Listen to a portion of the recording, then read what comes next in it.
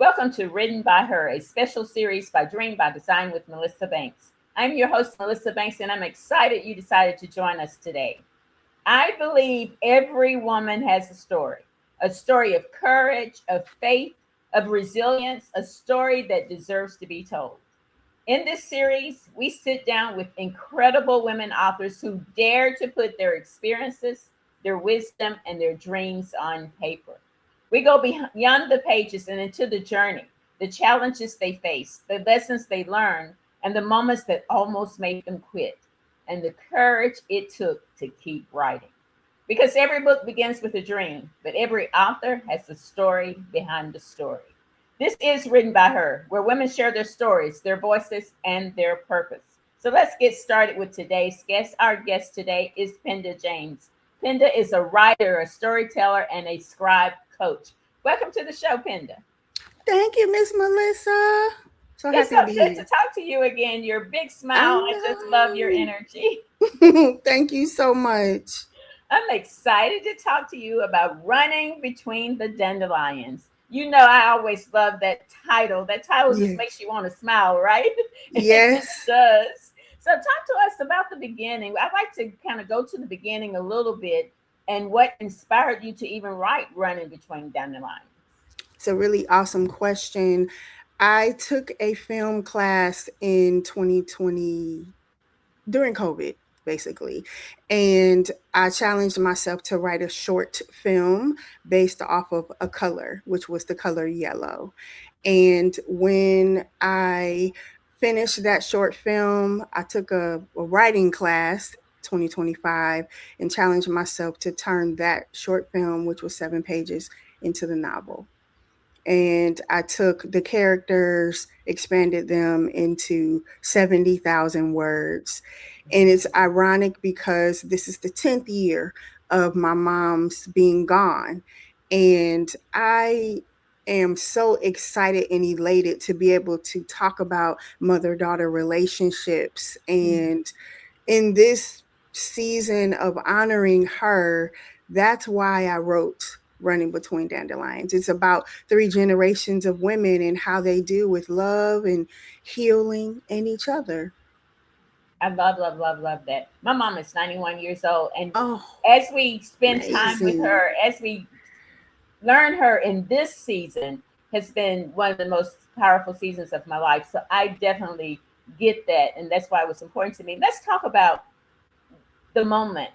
If there was a specific moment that you said, this is time, it's time for me to put this on paper, it's time for me to share the story with the world. Was there a particular moment that spoke to Men- you? menopause, Miss Melissa. Oh my I gosh. started having hot flashes and sweating, and I started thinking about my mother-in-law and my mom both passed within 6 months of each other, Oh, wow. and I thought about how I was laughing so hard at my mother-in-law because she would be so hot all the time, and it made me think about how, like, man, I'm going through this and I don't know what to do. Like, I can't navigate through this process. All my friends are going through menopause, but none of us know what to do. And I think that moment was when I really wanted to start to understand my mom's story. I needed to know, who she was as a young woman, and did she go to concerts? Like, I didn't know a lot of those things about her just because the questions never came up. And that's why it was so important for me to create this experience in Running Between Dandelions, where these women are intentionally finding ways to learn about each other so they can heal and move forward. You know, and it's so powerful, Penda. I was just thinking when you was talking that you have to be intentional about finding those things, because I know my conversations with my mom have changed over the years and in this season. And I was just thinking when you were saying that I need to ask more questions, you Yes. know, because we don't think about that. Because to be intentional about the questions to ask and to talk. So that was so helpful to me. Thank you for sharing Oh, that. thank you. I love that your mom is 91 and that you are still spending those precious moments with her. I love that so much. Absolutely. Thank you. We will cherish them forever. I, Yes. I laugh her. She bragged to her friends, I'm on the calendar because I tell her I have certain times blocked off, and she'll say, well, I'm on the calendar. I love that.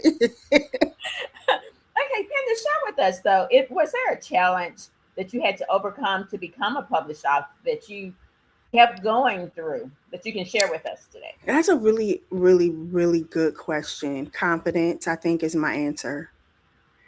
I I know I shared with you in our last conversation that, after I finish writing something, I feel exposed, like I feel naked. And the confidence to walk in that, even though I know what I wrote was good, even though it may not make sense to everybody and it's not for everybody, I still have to trust that God gave it to me to give it. And overcoming that, having my first book, it took me 10 years to release it.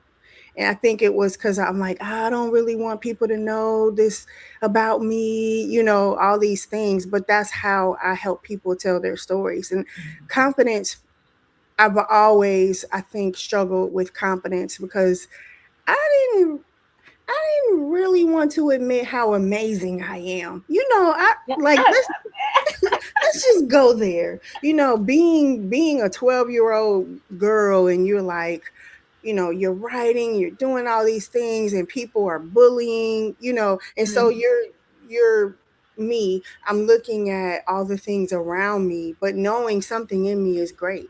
So I've often felt like I've had to minimize myself in the presence of other people. And now that I'm older and I'm the elder for a lot of people, I think I'm seeing how people around me are minimizing themselves around me because they're concerned that I'm going to be disappointed in them or whatever kind of situations that is. And as I sit here right now, I recognize that when God gave me the stories and the lessons that I needed to share with other people, it doesn't matter if the world doesn't understand. There's an audience out there that is designed to hear from me. And I have to be confident in that, if nothing else. In the fact that there is somebody who needs to hear this message, and the language that I use, the way that I tell the story is going to free them so they can go free somebody else. And I hope that that answered your question. absolutely, because one of the things I believe, even on my own journey, there are moments where confidence it it takes the confidence to take the next step. It Yeah. takes that talk, that conversation in your head that makes you want to minimize yourself and to hide yourself. It was so powerful that you said that because you would be amazed. Well, maybe not you, but so many women do go through that they feel like they can't be their true self and be as Yeah. fabulous as they are because they hide, so they minimize it. So I think that is powerful that you shared that, and so important that you shared that, and that you were able to not let that stop you though. You kept Yeah. going so that your brilliance could come out, you know. Because Miss Melissa, I was, my husband is in the ministry. So this is just a real vulnerable moment for me. He was in the ministry and I went into the ministry assignment fully confident in who I am, in my gifting, in what I was supposed to be doing. I had visions, all of these things, and the environment did not invite that. So I literally had to turn myself off. And Mm-hmm. so for 6 years, I couldn't operate in the way that I knew that I was supposed to. And so I was always questioning myself, are these really my goals? Is this what I'm supposed to be doing? Did you give this to me? Like, why? What is happening? And so the confidence that I had built up over all these years, like, I am amazing. God, not in a haughty kind of way, but God said that I am fearfully and wonderfully made. So there's no reason for me to be walking around with my head down. And I grew up in a house full of mirrors. So to walk in the house, and not see yourself. Like you literally have to have your head down all day. My parents were intentional about that. So I grew up, even though I had moments where, I was bullied and things like that, but my parents didn't play about that. You are, back then, Penda Horton, you are Penda Horton. You represent us. You represent God. There's no reason for you to be out there feeling like you're nobody. So then to have all of that baked into me and then go into an environment where I wasn't seen. It took a long time to rebuild that confidence. So I'm saying that to say that I wrote these, running between dandelions, and it's been 4 years since I've been out of that environment. So it took a long healing process to get back to this confidence that I have of like, I am God's chosen. Yes. He named me Penda, and I'm wearing a shirt that says love. He named me Penda, and my name means love, and I have purpose. And he put it in me to do this. So how am I representing God if I'm not confident in him to do? It's not me at all. I have to be confident in him and what he gave me, because everything I do gives him glory. So if I'm out there half stepping and, doing the things half hearted, I'm not representing my father. Absolutely, absolutely. I love, love, love, love that. Let me take a break right here, Penda, and reset. If you're just joining us, this is written by her, a special series of Dream by Design with Melissa Banks. Our guest today is Penda James.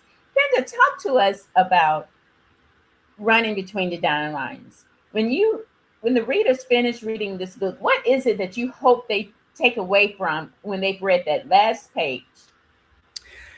That sometimes you have to run between the dandelions.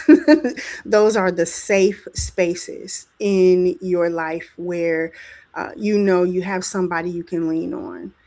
When they finish the story and they understand 3 generations of women, Nitty, Joyce, and Annabelle, they'll understand that there's a thread of love that goes between all 3 of them, just like in our lives.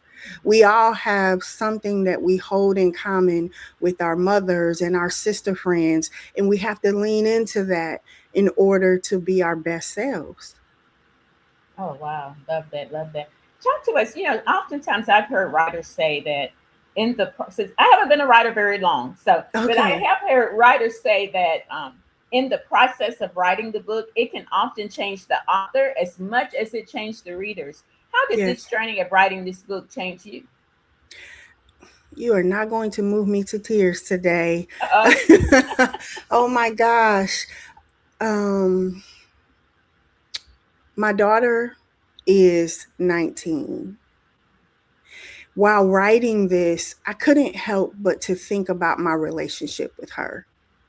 So it's me understanding my mother, my grandmother, myself, and now my child. And it changed me because we're having adult conversations now. We're talking about things that she's very inquisitive about a lot of things, and she'll fuss at me. She'll come sit on the bed like, "Mama, you need to go outside and go be with somebody because you in the room too long." She these conversations that we're having in the age that she's growing up now, like where there's AI and there's all the, we had COVID. She feels confident to ask questions about her mother that I didn't have confidence to ask my own mother. And it changed me because I want to be present for her in a way that I didn't allow my mom to be present for me. Mm, I didn't live in my adult age. I didn't live near my mom. And I couldn't, we couldn't sit on the porch and drink tea, or she liked Kahlua. So I couldn't sit on the porch, and drink Kahlua with her or go get our feet done because I wasn't there. And it changed me because these moments that I have with my daughter are moments that I know my mom wanted to have with me. mm, And no matter what, I'm going to give them to her. and I'm going to be completely honest with her. I'm not going to hide anything about the mistakes I've made. I'm going to let her rebuke me, as a 19-year-old. Sometimes she feels like, "Mama, you said that too harsh. Mama, you're not doing what you're supposed to do."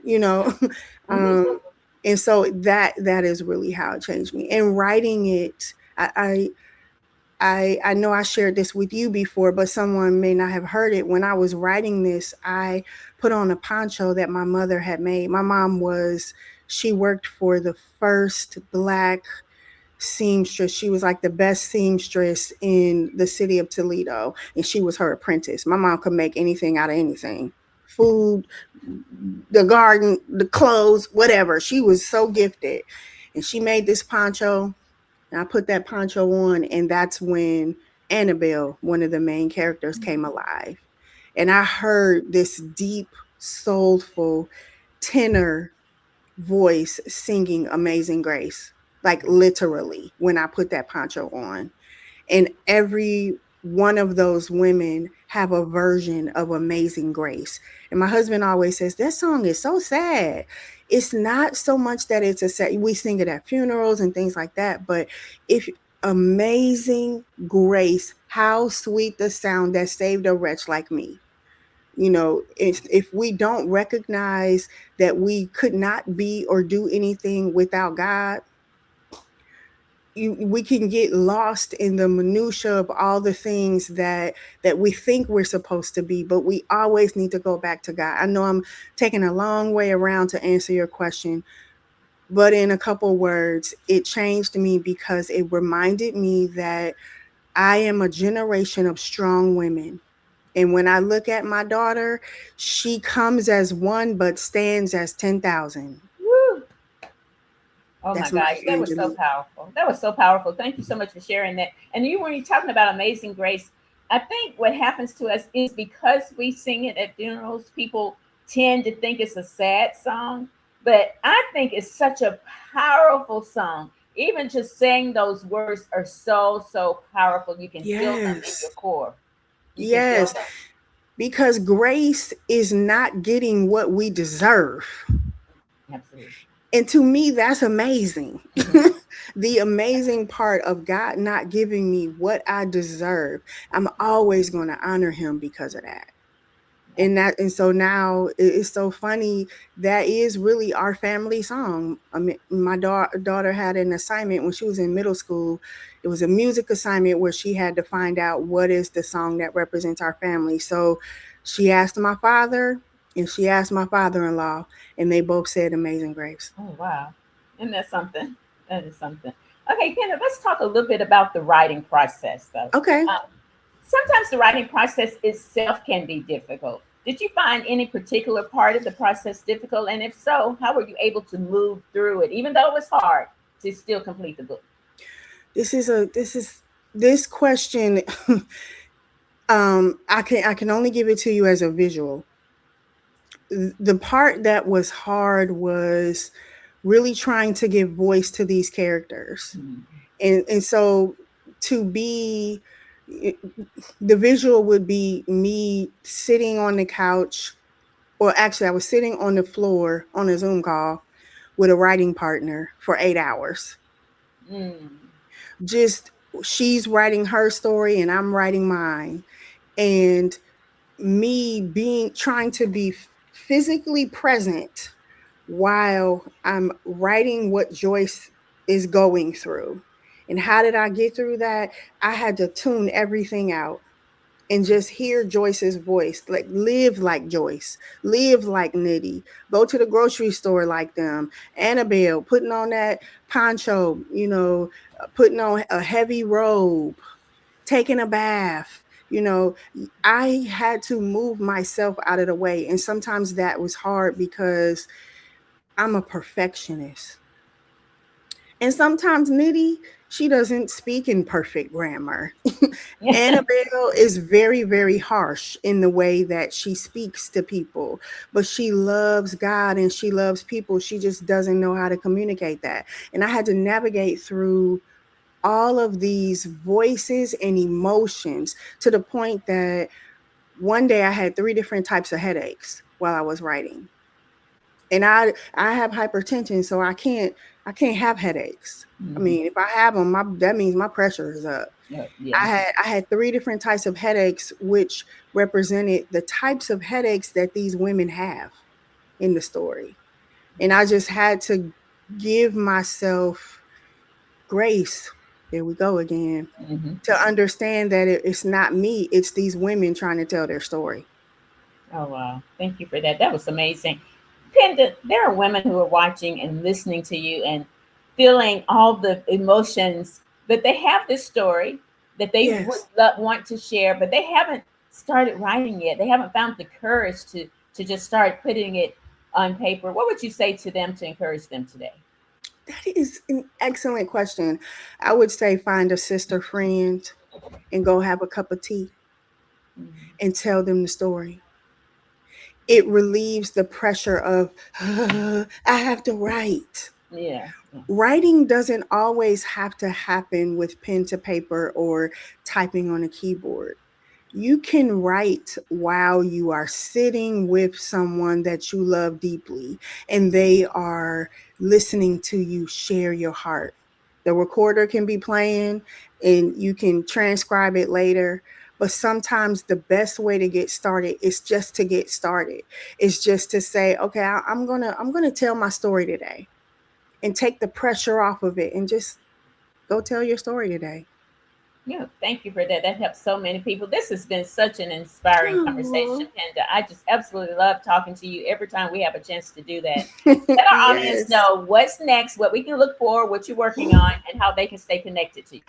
All right, what's next? Running Between Dandelions was inspired by a short film called Yellow, and I am going into production to film Yellow next month. That's a whole nother lesson in letting go and in refinement. So I'm really, really excited that a dream that I've been praying for a long time is I'm walking in it and it is happening now. So Nitty's story will be told on the silver screen or the small screen very, very, very soon. So that's what's next. And people can stay connected to me through my website, pendajames.com. I live most of my social media life on Facebook, Penda L. James there, but I'm also on Instagram, and that's PENSCRIBED, Pen Scribed, because my business name is Inscribed Inspiration. My name is Penda, so Pen Scribed. I'm also on LinkedIn as Penda L. James. I'm easy to find. I'm very open to um, conversations. That is really why I write, is to create a safe space for people to think, to write their own stories and to remember their strength. It's not about me, but it's about what can I do to help other people find the courage to tell their stories. Thank you for that, Penda, and thank you for sharing your powerful story with us today. It was such a pleasure to have you back. To our guest, Penda James, thank you. Thank you for sharing your story, your journey, and your voice. Your courage reminds us that our stories matter and that our words have the power to impact lives. So, to everyone listening, I want to leave you with this: your story matters, your voice matters, and the dream in your heart still has purpose. So, whatever chapter you're in, don't let fear hold the pen. Write the chapter of your life with courage, faith, and intention. Thank you for joining us for Written by Her, a special series of Dream by Design with Melissa Banks. Until next time, I'm your host, Melissa Banks, saying dream boldly, believe deeply, and take action.